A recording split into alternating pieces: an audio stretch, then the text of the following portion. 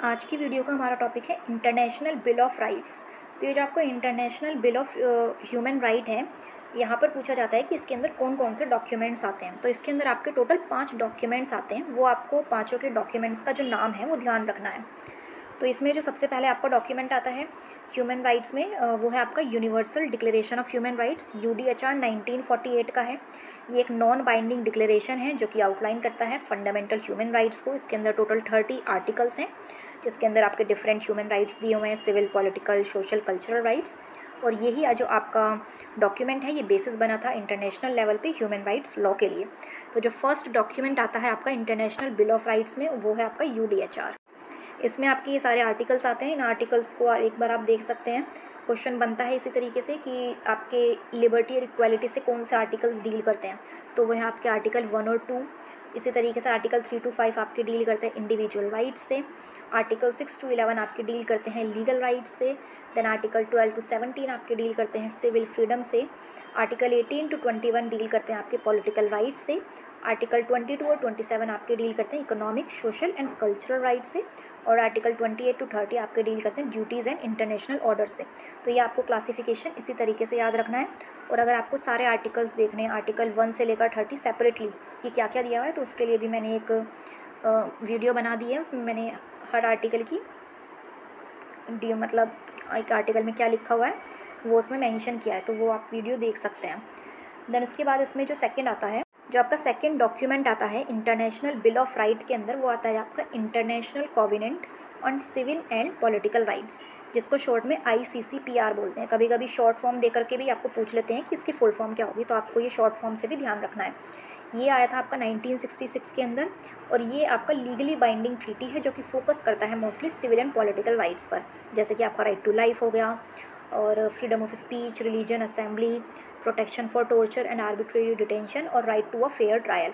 तो ये आपको सेकंड डॉक्यूमेंट का ध्यान रखना है नाम। देन इसके बाद जो आपका थर्ड इसमें डॉक्यूमेंट आता है इंटरनेशनल बिल ऑफ राइट में, वो है आपका international covenant on economic, social and cultural rights. इसकी शॉर्ट फॉर्म है ICESCR। ये भी 1996 में आया था और ये भी लीगली बाइंडिंग है। ये बेसिकली आपका economic, social and cultural rights पे डील करता है। Right to education, fair wages और सोशल सिक्योरिटी जैसे राइट्स से ये डॉक्यूमेंट आपका डील करता है। तो ये जो 3 थे ये आपके मेन डॉक्यूमेंट्स हैं इंटरनेशनल बिल ऑफ राइट्स से। ये आपको नाम के साथ याद रखने हैं, नाम और ईयर इसी तरीके से पूछे जाते हैं।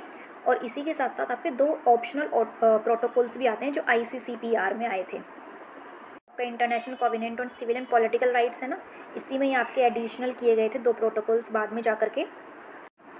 ये प्रोटोकॉल भी आपके पार्ट बनते हैं इंटरनेशनल बिल ऑफ राइट्स के। तो इसमें जो फर्स्ट प्रोटोकॉल था वो 1966 में ही आया था, जो कि इंडिविजुअल्स की कंप्लेंट को अलाउड करता है कि एक इंडिविजुअल भी कंप्लेंट फाइल कर सकता है UN ह्यूमन राइट कमेटी के सामने जाकर के डायरेक्ट। उससे पहले एक इंडिविजुअल फाइल नहीं कर सकता था कंप्लेंट, कि अगर कोई भी जो राइट्स दिए गए हैं उसको international covenant on civil and political rights के अगर वो वायलेट होते हैं तो फिर वो जाकर के डायरेक्टली कंप्लेंट फाइल कर सकता है जो UN ह्यूमन राइट कमेटी है वहाँ पर। और इसमें जो सेकंड ऑप्शनल प्रोटोकॉल आता है वो आपका 1989 के अंदर आया था। इसका ये बेसिक जो पर्पस था वो ये था कि जो डेथ पेनल्टी है उसको एबॉलिश करना। और जो कंट्रीज़ हैं जिन्होंने भी इसको अडॉप्ट किया सेकंड ऑप्शनल प्रोटोकॉल को, उन्होंने इस बात पे भी एग्री किया था कि जो हमारी कंट्री में अब डेथ पेनल्टीज़ को एग्जीक्यूट नहीं किया जाएगा। तो इस तरीके से आपके ये 5 जो मेन डॉक्यूमेंट्स हैं वो आते हैं इंटरनेशनल बिल ऑफ राइट्स पे।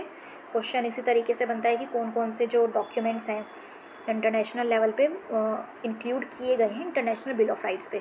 तो ये आपको पाँचों के जो डॉक्यूमेंट्स हैं ये याद रखने हैं। तो आप देख सकते हैं ये 5 डॉक्यूमेंट्स आपके UDHR, ICCPR, ICESCR, optional protocol 1 and optional protocol 2। तो किस पर ये फोकस करते हैं, जैसे UDHR आपका ह्यूमन राइट्स पे फोकस करता है और सिविल एंड पॉलिटिकल राइट्स पे आपका फोकस करता है ICCPR। देन आपका economic, social and cultural rights के लिए आ जाता है। Optional protocol first individual complaints के लिए है और सेकंड वाला है आपका डेथ पेनल्टी को एबॉलिश करने के लिए। इसमें से जो बाइंडिंग इफेक्ट है वो बाकी के 4 आर्टिकल्स का, UDHR केवल एक रिकमेंडेशंस के लिए आया था। तो UDHR में जितने भी आर्टिकल्स हैं वो बाइंडिंग नेचर के नहीं होते, केवल एक ये डिक्लेरेशन था। बाकी जो आपके चारों हैं ये बाइंडिंग नेचर के हैं। तो एक चीज़ आपको ये भी ध्यान रखनी है इसमें। तो जो टॉपिक है आपका इंटरनेशनल बिल ऑफ राइट के अंदर, उसमें बस आपकी यही इंपॉर्टेंट चीज़ें हैं। इसमें आपको 5 डॉक्यूमेंट्स का नाम याद रखना है और इनका बाइंडिंग नेचर किसका है और किसका नहीं है, और इनका मेन बेसिकली पर्पस क्या था, फोकस किसका था, फोकस किस पे था इन डॉक्यूमेंट्स का, वो आपको ध्यान रखना है। आज की